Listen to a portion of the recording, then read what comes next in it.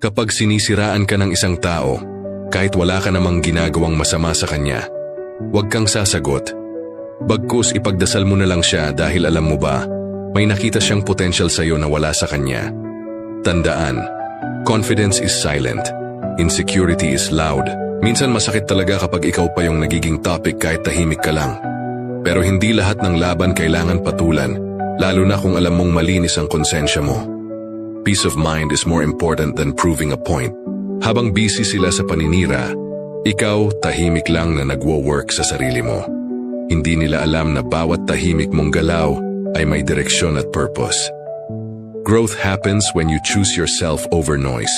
May mga taong hindi kayang i-celebrate ang success ng iba dahil sarili nila ang hindi nila maayos. Kaya imbes na magalit, intindihin mo na lang na may pinagdadaanan din sila.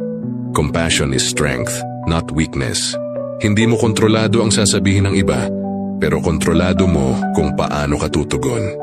Piliin mong manatiling kalmado kahit magulo ang paligid. That alone already shows character. Sa huli, lalabas at lalabas ang totoo. Ang paninira napapagod pero ang consistency nagbubunga. Keep doing good, keep moving forward, and let your life speak for you.